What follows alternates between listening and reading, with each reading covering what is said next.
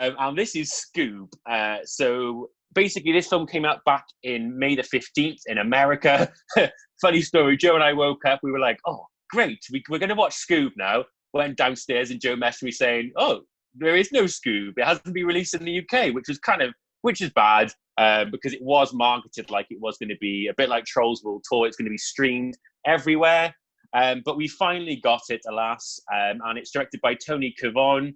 And he's been involved with the Scooby-Doo franchise for many, many years. You know, he's somebody who's directed some of the films, the TV series. But this is kind of reimagining of it. And you've got an all-star cast here. You've got Will Forte, Mark Wahlberg, Jason Isaacs, Zac Efron, Amanda Seyfried, big cast here. And the story is basically, you've got Scooby and the gang facing their most challenging mystery ever. They've got a plot to unleash the ghost dog, Cerberus, upon the world. As they race to stop the dog apocalypse, the gang discovers that Scooby has an epic destiny greater than anyone imagined. So basically, Scooby and Shaggy get abducted, and they've got to retrieve these 3 skulls. And when they do, they realize that Scooby is the key to unlocking and saving the world. You know, when the film started, it's them as children, the mystery gang. I was like, wow, this is really sweet and cute. They show us how Shaggy and Scooby mate. And there's a scene where they have to go to like a haunted building. And I was like, wow, this reminds me of my childhood. I was like, this is really sweet. Nothing groundbreaking. And then the fun stops. And then for some reason, the film decides to include, yes, a guy that's very down with the kids, Simon Cowell. Because every 12-year-old girl and boy thinks, oh, I want Simon Cowell in my movie. And Simon Cowell is basically introduced. He has a cameo.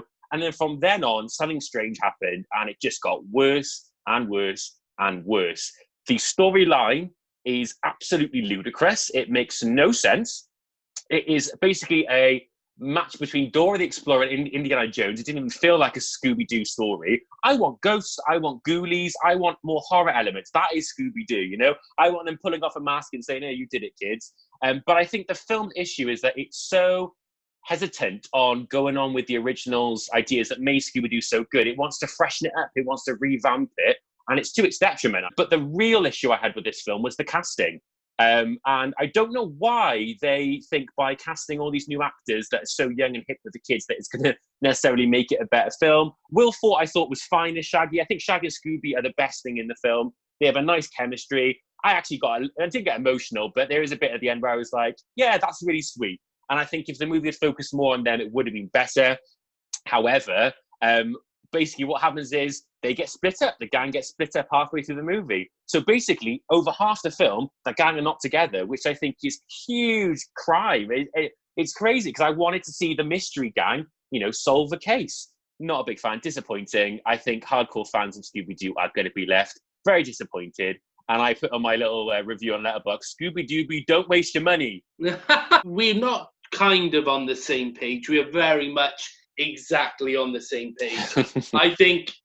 I think for me, this doesn't feel like a Scooby-Doo movie. This is the biggest issue for me. I thought it started off, like you, really, really strong. And I kind of feel like the marketing kind of misled us all a little bit as to what this film was actually going to be. Because obviously they didn't call it Scooby-Doo, you know, and the Hunt for the Three Skulls. They called it Scoob.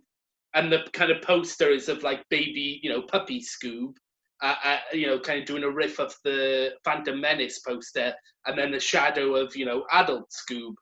And I thought this was going to be an origin story. And I thought that would have really been the best way to go, to do something fresh and original on an old franchise. Like, stick to the origin story aspect of it. Stick to that focus of how Scooby met Shaggy, how the whole gang kind of met each other as kids and had their first adventure, you know, kind of in a haunted house you know, in their teenage years. I thought that would have been a much more inventive way of bringing Scooby-Doo franchise into the modern day. I can see what they were doing. I feel like they have become so embroiled in what kids are into these days, which is mainly superhero stuff. And this is I don't want to spoil anything for a lot of people who are big fans of Scooby-Doo and that whole kind of universe, the Hanna-Barbera cartoon franchise. But there are essentially a lot of characters from other properties that Hanna-Barbera did back in the day who make an appearance here. So I won't spoil all of them, but Dick Dastardly from, Catch the Pigeon and Wacky Races, he's the main villain here. So it's as if they've basically gone, we want to create a Scooby-Doo universe. We want to create like a MCU version of Scooby-Doo. So we're going to have characters like Blue Falcon, who's played by Mark Wahlberg, and Dick Dastardly show up, and other characters through the film. And it just felt like really pointless and overly convoluted. This is a child's film, this is a kid's film at the end of the day, a family film. It doesn't need to be like, oh, right, we're going to go here now and we're going to have a fight with this character, literally just so that this character can have an appearance who's originally from another cartoon. So I think they have focused too much on making it more relevant to what kids are interested into these days, which is primarily superhero films. Like you said, there's no ghosts, there's no ghoulies. I love that word, ghoulies, by the way. It's a funny word. But there's no ghosts, there's no ghoulies.